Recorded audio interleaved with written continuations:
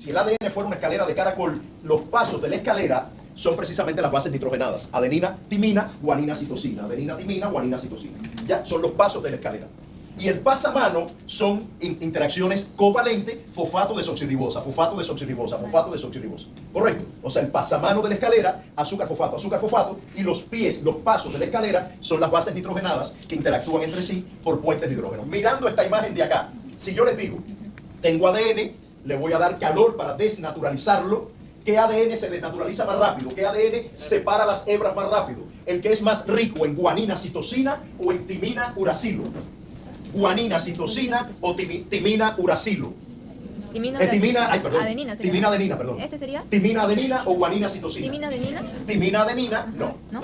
Guanina, citosina, porque tiene 3 puentes de hidrógeno. Por lo tanto, hay que dar más calor para que se separen. Entonces, si usted tiene un ácido nucleico, un ADN más rico en guanina, citosina, tendría que dar más calor para que las 2 hebras se separen. Ajá. Por eso, dije el más fácil. al contrario, lo dijo, por eso yo dije. Es más fácil timina, adenina y el más difícil guanina, citosina. ¿Ya? Muy bien. Y de hecho, una manera que usted tiene de dar seguimiento a la desnaturalización es medir absorbancia a 260 nanómetros. ¿Quién absorbe a 260? Las bases nitrogenadas. Las bases nitrogenadas. Cuando usted da calor y el ADN se separa, se despliegan las bases nitrogenadas, se desnaturaliza, las bases nitrogenadas se exponen y aparece más absorbancia. ¿Está bien? Entonces, una manera que usted tiene de dar seguimiento a la desnaturalización del ADN es medir absorbancia a 260. Si yo ahora hiciera este dibujo acá, que tiene que ver con lo que ustedes me comentaron anteriormente, si yo dibujara acá lo siguiente, esto así y esto así, ¿cuál de estos 2 ADNs es más rico en adenina, timina y cuál es más rico en guanina, citosina? Suponga que este se llame X y este Y, para ponerle nombre. El X y el Y, ¿cuál tiene más adenina, timina y más guanina, citosina? Esta es la temperatura media de desnaturalización. ¿El X quién es? No, guanina, citosina. ¿El X quién es? Guanina, citosina. Claro que no. El X necesita mucha menos temperatura para desnaturalizarse. Por lo tanto, es adenina, timina. El Y para desnaturalizarse necesita 80 grados. Necesita más calor. Es guanina, citosina.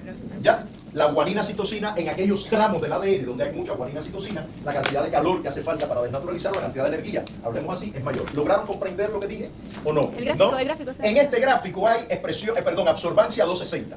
Mientras más se desnaturaliza el ADN, más absorbancia hay. Va creciendo la absorbancia.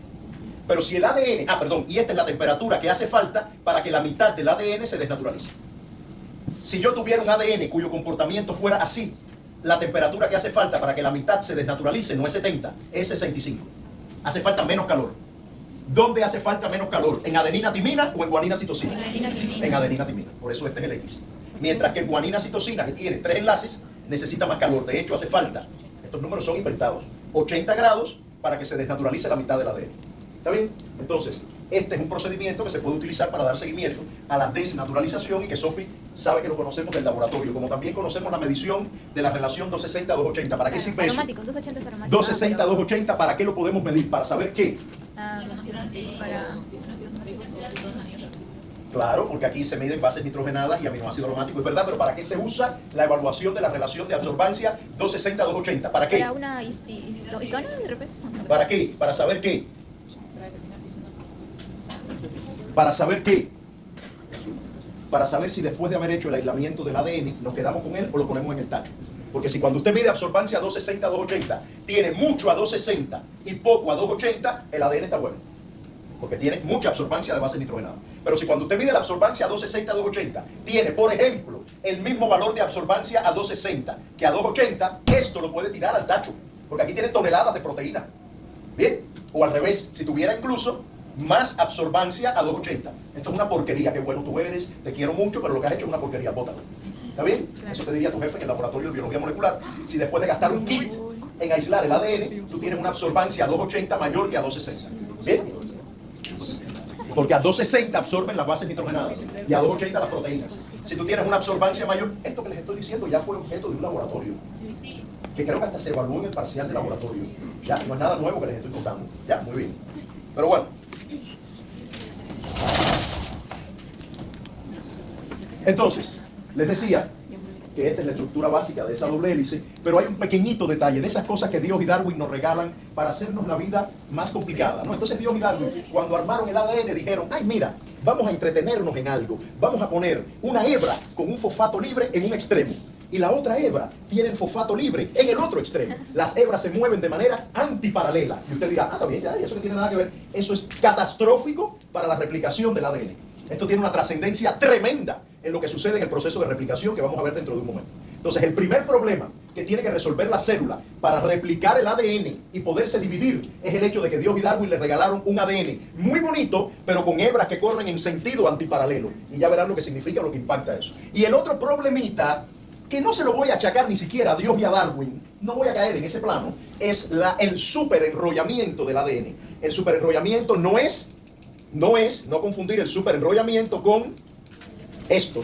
Esto no, esto es el enrollamiento normal en torno a las histonas para formar cromosomas. Hasta ahí está bien. No, la cosa va más allá. La cosa va que el ADN, por ser simplemente una doble hélice, sufre un fenómeno de superenrollamiento que ocurre también en un teléfono. Durante 40 años, yo solo tuve teléfonos donde alguien te llamaba. Bueno, primero, no era de teclas, obvio. Era de... Y tu mamá te gritaba cuando tú querías marcar rápido y marcabas y con el dedo mirabas para atrás el rollito. ¡No, que lo rompes! Tenías que esperar. ¿Bien? Después llegó el tiki, tiki, tiki, tiki. Y finalmente, incluso el de tiki, tiki, yo pedí hace un año que me lo quitaran de la casa porque ya era el tipo de ese teléfono que cuando suena es como una película de terror. ¿Quién estará llamando al teléfono fijo? Que casi siempre era una máquina que te decía, recuerde que dentro de una semana se vence su recibo de Claro. Entonces yo pedí que lo quitaran. E invariablemente, por una razón que tiene que ver con la física más básica, que no le puedo explicar, pero es física básica, pura y dura, cuando usted iba a tomar el auricular, siempre estaba así.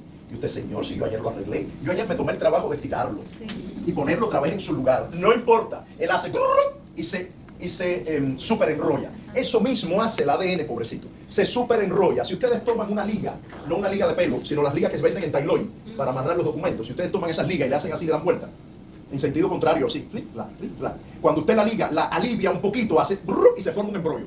Eso es superenrollamiento, eso es física pura y dura. Ese es el segundo problema que hay que resolver en la traducción, en la transcripción, en la replicación del ADN. Problema 1, las hebras son antiparalelas.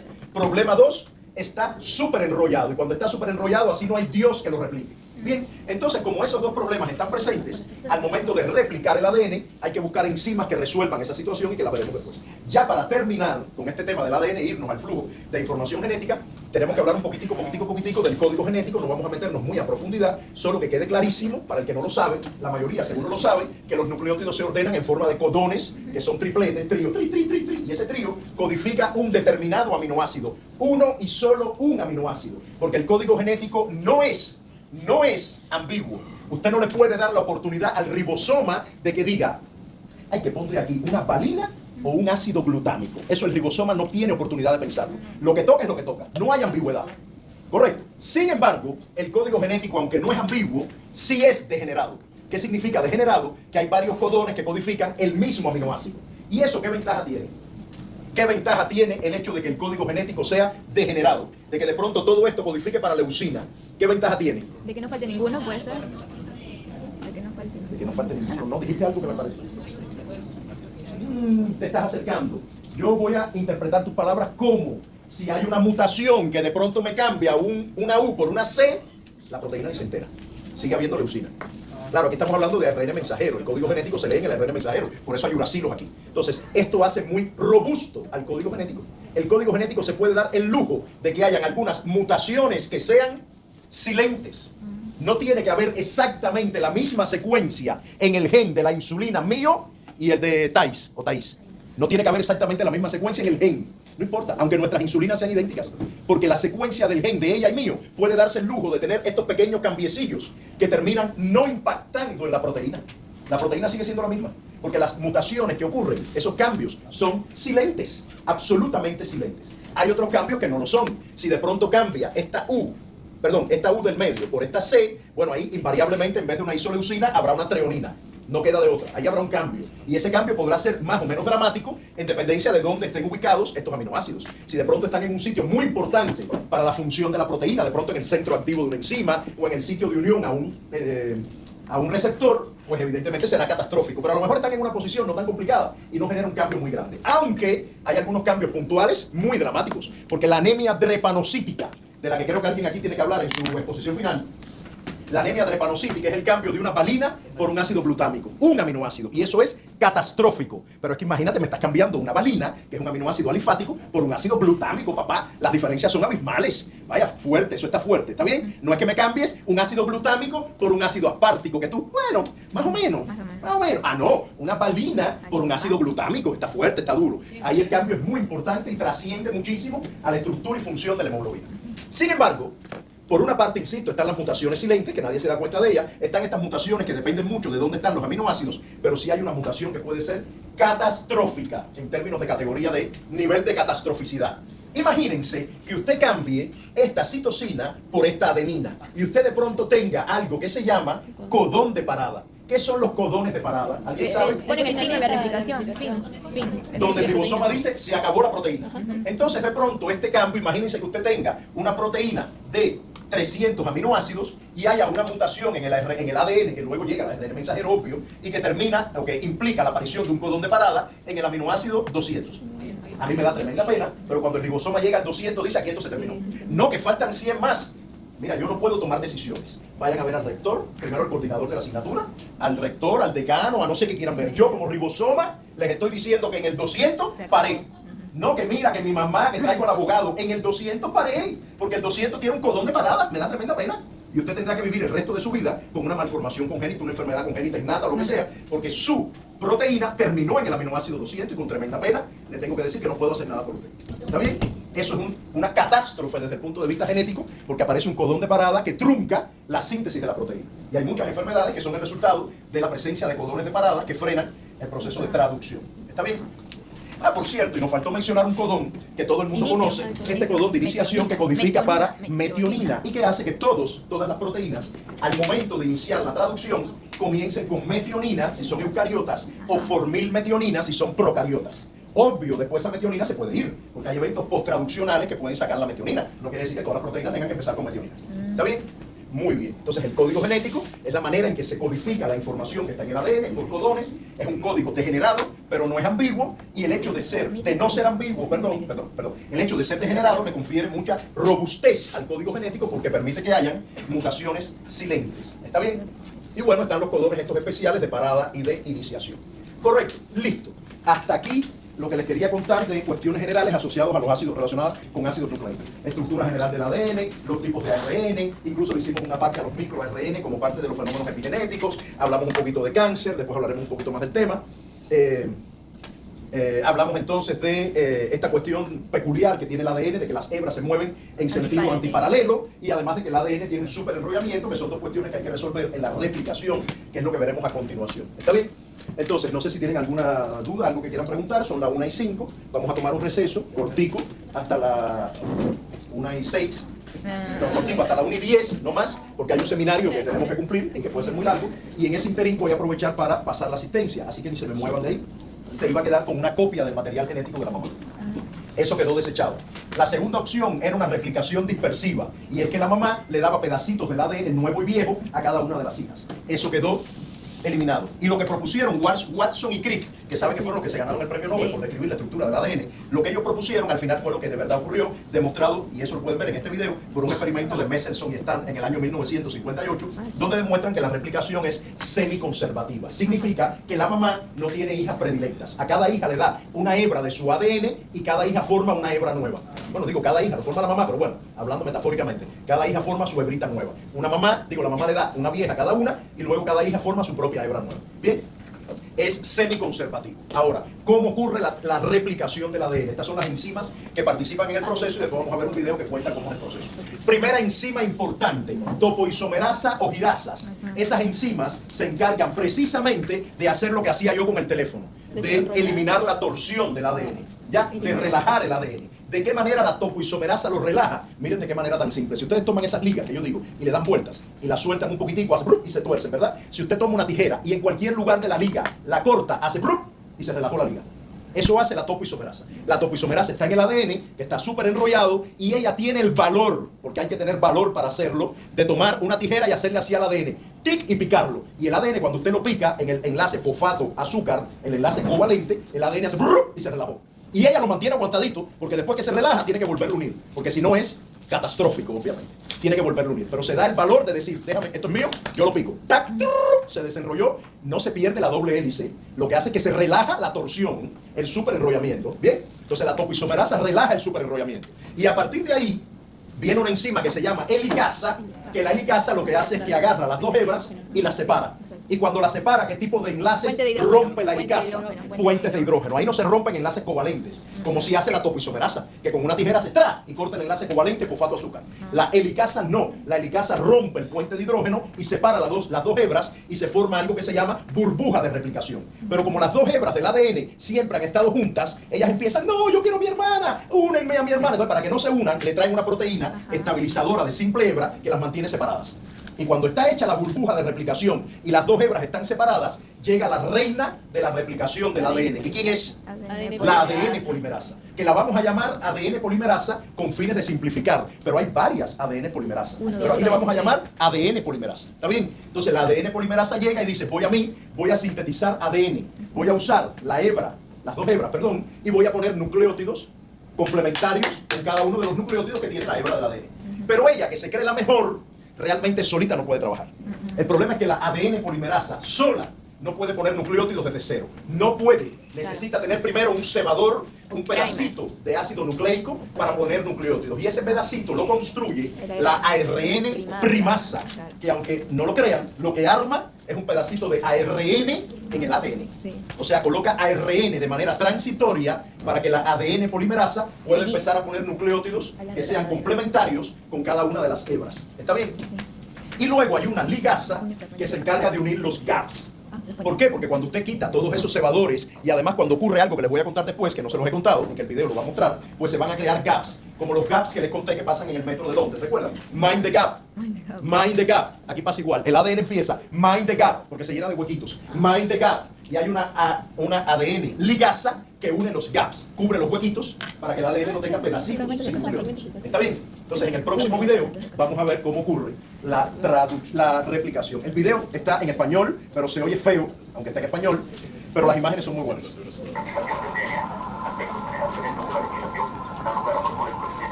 Yo no puedo avanzar hacia allá, porque esta hebra es al revés, y me obligarían a avanzar hacia allá, contrario a la manera que yo lo puedo hacer. Entonces yo lo que hago es, en vez de ir así, poniendo así, yo lo que hago es esto.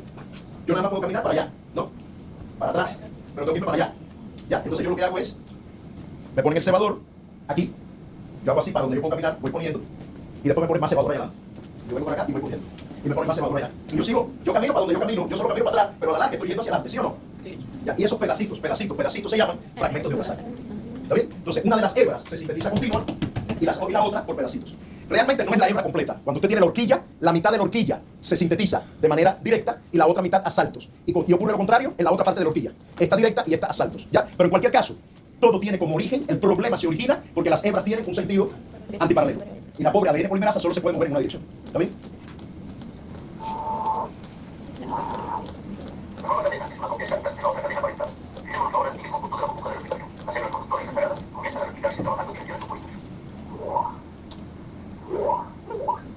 Fíjense que esta va caminando para acá normal. Y esta tiene que avanzar y mira para atrás. Avanza y ahora mira para atrás. Avanza y mira para atrás. Y ahora esta es la otra mitad de la horquilla, donde la hebra guía a esta y la rezaga de esta misma.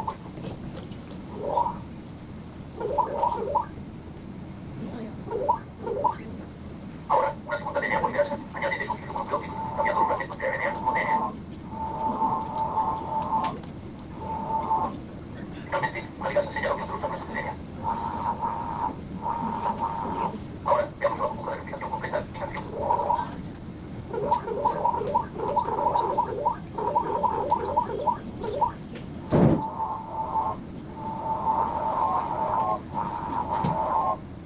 Este proceso continúa en ambas direcciones hasta que la molécula completa de DNA ha sido replicada.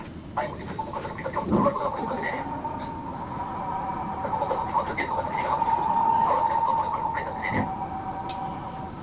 Listo. Entonces, bueno, lo que aparece en ese video es lo que ya les había comentado. La topoisomerasa o girasa, hay dos tipos de enzimas que hacen lo mismo, se encargan de relajar el superenrollamiento. La helicasa se encarga de separar los puentes de hidrógeno, formar la burbuja de replicación. La proteína estabilizadora de la simple hebra mantiene la burbuja abierta, y ahí es donde viene la ARN. Por cierto, aparecen varias burbujas de replicación. Esto ocurre a la vez en muchos sitios del ADN, y entonces ahí es donde viene la ADN polimerasa. Pero la ADN polimerasa necesita primero un primer o cebador de ARN, que la encargada es la primasa. La enzima primasa coloca el cebador para que la ARN polimerasa pueda comenzar a colocar nucleótidos. Y en ese proceso se encuentra con el reto de que las hebras de ADN tienen un sentido antiparalelo y ellas solo se pueden mover en un solo sentido, y aparecen los llamados fragmentos de Okazaki, descritos por estos dos japoneses que nunca supe si eran hermanos o marido y mujer, porque no por ahí. Entonces los hermanillos o pareja Okazaki, no sé, ella es un poco mayor que él, ¿no? No sé, tal vez una mamá, no sé. Ah, no importa la edad, mira, el sugar tuyo que edad tiene, ¿cuántos años? Ah, no, eso tiene que ver. Está bien. 12 años. Ya no voy a... La novia de mi hijo es mayor que mi hijo también, pero solo 3 añitos. Solo 3, ADN por la ligasa, ¿no? Aquí está.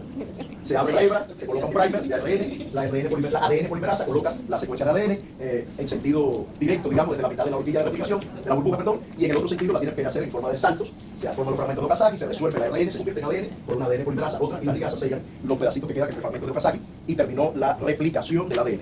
Bien, de aquí es muy importante que sepan la función de cada una de las enzimas. Es la labor, es el aspecto fundamental, que sepan cada enzima qué función tiene, ¿no? Y que sepan que de pronto en algún momento de la historia del ARN, hay ADN, perdón, al revés, de la historia del ADN hay ARN, segmentos de ARN y su estructura, que justamente en el momento de la replicación. Bien, vamos a continuar y vamos a hablar ahora de transcripción. Para hablar de transcripción, por supuesto, hay que tener en cuenta sobre todo a los ARNs. Obvio, en primerísimo lugar, el ARN mensajero.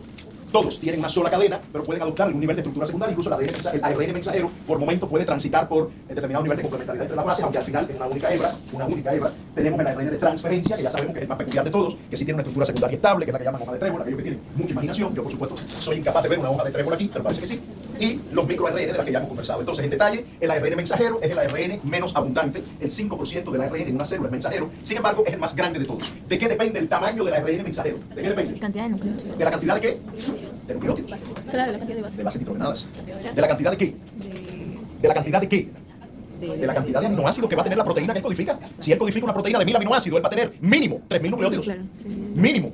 ¿Y por qué digo mínimo? Porque el ARN mensajero, cuando madura, que lo veremos después, tiene más nucleótidos. Empezando que tiene, esto es uno solito, pero bueno, la famosa caperuza, que es un nucleótido de guanina, que es químicamente modificado, pero es una guanina, la larga, que es lo que llaman caperuza en el extremo 5', y cientos de nucleótidos de adenina que están al final y que son colocados gracias a una enzima que se llama polimerasa. Estos nucleótidos de adenina le confieren estabilidad al ARN mensajero, lo protegen de las nucleasas y por lo tanto es fundamental para que sea una molécula funcional que tenga todas estas adeninas. Por lo tanto, si una proteína, volvemos al punto anterior, si una proteína tiene 1000 aminoácidos, el ARN mensajero no va a tener 3000 nucleótidos. Recuerden, 3 nucleótidos, un aminoácido. Debería tener 3000, pero no va a tener 3000, va a tener más, porque esta cola de poliadenina son cientos de nucleótidos extra que tiene el ARN mensajero. ¿Está bien? Entonces, en el caso del ARN ribosomal, es todo lo contrario, es el más abundante de todos. El 80% de los ARN que existen son de tipo ribosomal y conforman la estructura de la subunidad mayor y menor del ribosoma. Cada subunidad mayor y menor tiene diferentes tipos de ARN ribosomal y también diferentes proteínas. El ribosoma es una ribonucleoproteína esencialmente, que es ARN con proteínas. Bien, la subunidad mayor y menor, tanto en procariotas como en eucariotas, tiene diferente composición de aminoácidos, de proteínas y de ARN ribosomal. Y aquí van a ver este parámetro que no sé si lo conocen, que es esta que llaman 70S, 80S, 90S. No sé si saben de dónde viene la S. Efectivamente, viene de un señor que se ganó un premio Nobel por inventar la ultracentrifugación y demostrar que hay una relación entre las características de las moléculas y su capacidad de sedimentar. Entonces le pusieron una S en función del apellido del señor. Esa sedimentación no solo depende de la masa molecular, sino de la estructura de la molécula. Es por eso que la subunidad menor y mayor del ribosoma en eucariota es 40 y 60 y el ribosoma entero no es 100, es 80. Porque no es sumar el peso, digamos, de cada una de estas moléculas. Porque aquí no se habla de peso, o de estas subunidades, perdón, no se habla de peso. Se habla de coeficiente de sedimentación que depende de la masa molecular, obvio, pero también depende de la estructura de la molécula. ¿Está bien? Entonces, esa S viene del apellido de este señor que se ganó un Nobel en el año 21 por demostrar esa relación entre la velocidad de sedimentación y las características de la molécula. Y eso es fundamental para el aislamiento de subunidades de la célula, para aislar mitocondrias, para aislar ribosomas, para aislar membrana, para aislar lisosomas, que sé yo, núcleos. Eso se basa en esta teoría que postuló este señor y que le valió un premio Nobel en el año 26. El otro ARN es el ARN de transferencia, que es alrededor del 15% del total, o sea, no es ni poquito ni mucho, está en el medio, pero sí es el más cortico. Solo tiene 75 nucleótidos en su cadena, tiene una estructura un poco más rígida, si se quiere decir, mucho más regulada, mucho más definida, a nivel secundario de organización, que aunque es monocatenario, sigue siendo monocatenario, pero tiene una serie de regiones muy bien definidas que determinan su función.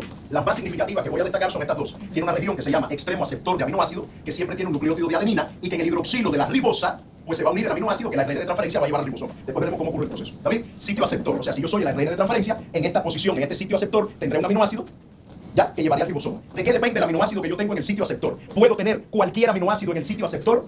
No. ¿De qué depende? Del anticodón.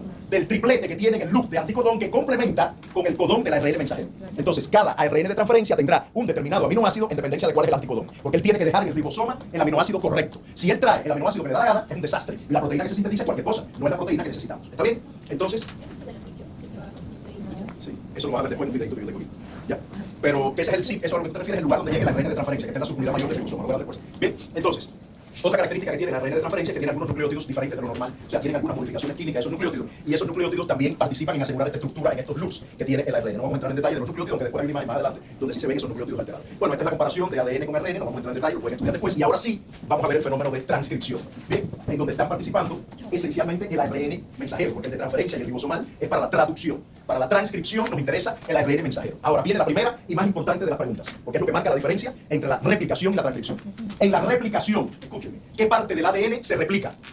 ¿Qué parte del ADN, qué porción, qué zona del ADN se replica? En la replicación, ¿qué zona del ADN se replica? ¿Qué parte, qué porción del ADN se replica? No pretendan buscar respuestas complejas, es la más simple de todas. No, ¿qué parte del ADN? No en dónde, ¿qué parte del ADN? Usted tiene el ADN aquí, tú dices, de este ADN, ¿qué parte se va a replicar? ¿Una hebra? ¿Dos hebras? No, tal vez es que la pregunta no la hago bien, digo yo, porque la respuesta es muy simple. Se replica todo el ADN, profesor. Todo el ADN hace pluf y se vuelve un ADN doble. Pluf. Todo el ADN se replica, profesor. ¿Ya? Sí. ¿Qué parte del ADN se transcribe? Una hebra. ¿Qué parte del ADN en un momento X se transcribe? El gen que hace falta que se exprese. En la célula X, el gen Y es el que se va a transcribir. Si usted se come una crema volteada llena de lactosa y sacarosa en los hepatocitos, ¿qué gen se va a transcribir? Una enzima. ¿Cuál? Dígame, por favor, no me pongan a pensar ahora. ¿Cuál? La primera, la obvia. La exoquinasa es la primera. Además de piruvato quinasa y de fosfofructoquinasa. La exoquinasa, porque hay que empezar a fosforilar glucosa. Entonces, la ARN polimerasa, que es la reina aquí, ya no la ADN polimerasa, la ARN polimerasa, ella está así sentada esperando que alguien le diga dónde ella tiene que ir a transcribir. Porque ella tiene que transcribir un gen, nada más. Bueno, o 2 o 3, pero no todo el ADN. 1, 2 o 3 genes. Díganme qué transcribo. Y le dicen, espera un momentico que vamos a ver qué trago el hombre. Ah, trago mucha glucosa. Por ahora exoquinasa. Ven, chula, chulampina, que es la de ARN polimerasa. Le dicen así, chulampina. Chuli, ven para acá. Mira, este es el gen de la exoquinasa. Esto es lo que tú tienes que transcribir. Y ella te va a decir, pero ¿por dónde empiezo? ¿Dónde empiezo a transcribir? No hay problema.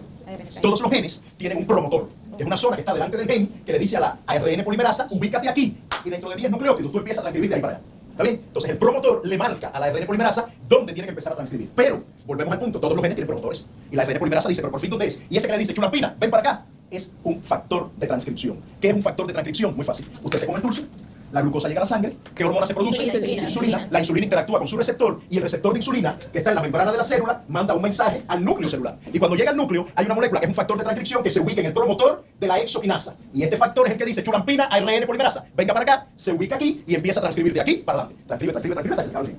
¿Correcto? Entonces, la complejidad de la transcripción no es el burujón de enzimas que vimos antes, no. En la replicación, que si la topoisomerasa, que si la ARN primasa, que si la helicasa, que si la estabilizadora, ¿no? Sí. Un montón de enzimas, ¿verdad? Aquí no, aquí hay una. Ajá. Ella lo hace todo. Ella solita, la ARN polimerasa hace todo. Entonces es más fácil, depende de cómo lo mires, porque todo ese burujón de enzimas que yo le mencioné antes replica todo el ADN. Pero esta pobre diabla que está aquí tiene que saber exacto qué le toca replicar. Porque si ella replica el gen equivocado, usted tendrá un gran problema. Usted tendrá un gravísimo problema. Y una cosa que hace el cáncer es esto. Le dice a la ARN polimerasa, Chuli, ven, transcríbame este gen. Ay, mire señora, me da mucha pena, pero ese gen normalmente es del sistema nervioso central. Que lo transcribas. ¿Usted está seguro que lo transcribas? Y la pobre ARN polimerasa transcribe un gen de neurona en un hepatocito. Y empieza el desastre. Esta chica tiene...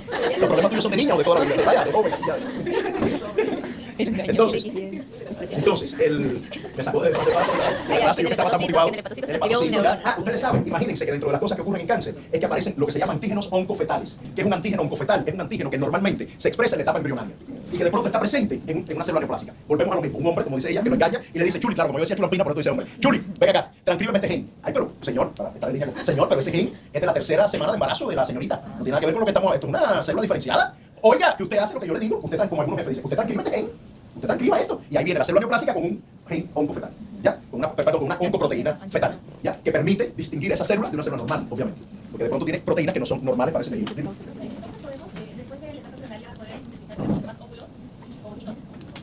No sé. No, ya sé lo que tú me quieres decir. Tú me quieres decir, profesor, existirá la manera de desdiferenciar una célula y convertirla de una célula diferenciada, de un fibroblasto, a una célula indiferenciada, cuya función sea la de un óvulo. Podría ser, eso se hace en el laboratorio. Pero de manera natural, eso generalmente puede ocurrir, pero malsanamente. Las células neoplásicas tienden a estar indiferenciadas. Mientras más indiferenciadas están, mejor se adaptan al entorno y peor es el cáncer. ¿Ya? Ferrer, ¿qué tú me querías preguntar? Los promotores, mira, aquí hay un gen. De hecho hay una imagen, espérate, te lo voy a enseñar, si eso yo te lo voy a contar dentro de 2 diapositivas. Aquí hay un gen, X, el que sea, y los promotores están delante del gen. Y aquí es donde se ubica la ARN polimerasa. Entonces está en el núcleo, obvio. Entonces, listo. Repito, la diferencia fundamental entre transcripción y replicación es que en la replicación, primero participan un montón de enzimas, aquí solo participa una, y segundo, la replicación es todo el ADN lo replico, y aquí solo replico el gen que me hace falta, en la célula que me hace falta, dada la circunstancia que yo tengo. Este es el gen. Y para que eso ocurra, hay un control que se da a nivel de promotor, donde participan los factores de transcripción, que son un montón de moléculas que se unen o no al promotor y hacen que el promotor esté disponible o apagado. Disponible o apagado. Normalmente, usted tiene un control de ese fenómeno. El gen se enciende o se apaga, es una manera de decirlo, porque el promotor se pone disponible o no para la ARN polimerasa. Pero sucede que en las neoplasias esa regulación se pierde y de pronto hay promotores que deberían no estar disponibles y no están, o al revés. Hay promotores que deberían estar disponibles y no lo están. O sea, pasan ambas cosas. Bien, pero a lo que iba. Aquí no hay helicasa, aquí no hay nada. Ella solita abre la hebra y ella solita transcribe, el ADN. Bien, le voy a hacer una pregunta. ¿Qué hebra se utiliza para transcribir? ¿La hebra del gen o la hebra complementaria?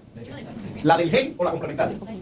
Imagínense que la hebra que codifique el gen sea de la siguiente secuencia: adenina, guanina, citosina, T, C, G. Ya, imagínense que esta sea la hebra que codifique el gen. Y la hebra complementaria sea adenina, timina, guanina, citosina, guanina, adenina, guanina, citosina. Tenemos estas dos. Y llega la ARN polimerasa. Y dice, ¿cuál uso como molde? ¿Esta o esta? Vamos a usar como molde el gen. Primero, vamos a usar el gen. ¿Cómo quedaría el ARN mensajero? Si uso como molde el gen. Uracilo, citosina, guanina, adenina, guanina, citosina. Y si uso como molde la complementaria, ¿cómo quedaría? Adenina, guanina, citosina, uracilo, citosina, guanina. ¿Cuál de estas dos secuencias es la del gen? ¿Esta o esta? La complementaria. Esta. Por lo tanto, hay que usar como molde la complementaria, para que la secuencia del ARN mensajero sea igual a la del gen. Si usted utiliza como molde el gen, la secuencia del ARN mensajero es diferente. Para que la secuencia del ARN mensajero sea igual a la secuencia del gen, obvio, en vez de tirosina, en vez de timina, uracilo, es la única diferencia. Pero la secuencia es igual. Para que sea igual, usted tiene que usar como molde la hebra complementaria, no la del gen. ¿Está bien? Entonces usa la hebra complementaria y empieza a poner nucleótidos. Bueno, como ya les decía, ella solita lo hace todo hasta que llega a un punto final donde termina la parte del gen se acaba, igual que hay un promotor para iniciar, hay un punto de cierre del gen, digamos, de terminación. Y lo que decía es que los promotores, que por cierto, los promotores, a mí me extraña que no hayan oído hablar de promotores, porque por ejemplo la caja Tata es súper famosa como promotor. Los promotores están muy bien descritos y los genes todos tienen promotores. En el caso de células procariotas, el fenómeno que se produce es que hay genes policistrónicos. ¿Qué significa? Que bajo el mismo promotor hay varios genes. Pero eso se da en las procariotas. Las eucariotas es monocistrónico. Cada promotor tiene un gen detrás que controla. ¿Está bien? Entonces, a estos promotores se unen los factores de transcripción, que son los que deciden si la célula hace algo o no. Por ejemplo, cuando una célula recibe una señal de una hormona, de un factor de crecimiento, de una citosina, o sea, cuando un macrófago, un linfocito recibe una señal de una citosina, se expresan determinados genes para que esa célula del sistema inmune tenga una determinada actividad. Y eso es gracias a factores de transcripción. Bueno, no me voy a meter en ese camino porque hay muchos y bien interesantes. Imagínense que hay algunos factores de transcripción, los más conocidos, por ejemplo, los STATs, activados por los JAK, y NF, kappa B, que están en el citosol y que se activan en el citosol y viajan al núcleo para unirse a los promotores y provocar los eventos de transcripción que acabo de hablar. Bueno, cuando estudien el sistema inmune, les van a hablar de los JAK-STATs y les van a hablar de NF-kappa-B. Los JAK-STATs son muy importantes en la diferenciación linfocitaria y los NF-kappa-B o el NF-kappa-B es fundamental para inducir inflamación. Bien. Entonces, bueno, les decía qué señales puede llevar a que un factor de transcripción active la transcripción. Les decía hormonas, citosina, factores de crecimiento, en fin. Este es el fenómeno de transcripción. Al promotor se une la ARN polimerasa, ella solita se encarga de sintetizar el ARN mensajero, abre la doble hélice y cuando llega al sitio de terminación, pues ahí termina el gen, obviamente, y ahí termina su síntesis de ARN mensajero. Este ARN mensajero que nace de la transcripción, y que insisto, recuerden que utiliza como molde la hebra complementaria, el ARN mensajero es inmaduro. Inmaduro. Tienen que ocurrir 3 eventos para madurar. 3. Caperuza en la porción 5', cola de poliadenina en la porción 3' y splicing. ¿Saben lo que es el splicing? ¿Han oído de corte y empalme o splicing? Sí. Ya, ¿eso qué sucede? En el ADN. En el ADN hay secuencias que no codifican nada, que están en el medio del gen y no codifican nada. Esas secuencias se llaman intrones. Y cuando se sintetiza el ARN mensajero, en el ARN mensajero están los intrones, pero eso no sirve para nada. Usted lo tiene que quitar y quedarse solo con los exones. Entonces hay un sistema de ribonucleoproteína también, por cierto, que se llama espliciosoma, que hace lo que se da llamar splicing o corte y empalme. Corta aquí, tac, tac, tac, tac, y empalma. Tuc, tuc, y completa un ARN mensajero, ahora sí, maduro. El ARN mensajero maduro es un ARN donde hay caperuza, cola de poliadenina, que le da estabilidad. La caperuza es para que el ribosoma lo reconozca. Esto es para dar estabilidad y ha ocurrido el splicing para eliminar los intrones. En algunos genes ocurre algo que se llama splicing diferencial, y es que se van unos segmentos y otros no, y tú tienes del mismo gen varias proteínas. Algo parecido a lo que les conté antes, no pasa con los anticuerpos, pero pasa con otras proteínas. Pero bueno, el splicing o corte y empalme elimina intrones. Intrones, ¿está bien? Entonces, después que ocurre este proceso, es fundamental, después que ocurre la transcripción, es fundamental la maduración del ADN, del ARN, perdón. Y cuando el ARN está maduro, entonces el ARN sale del núcleo y va a los ribosomas.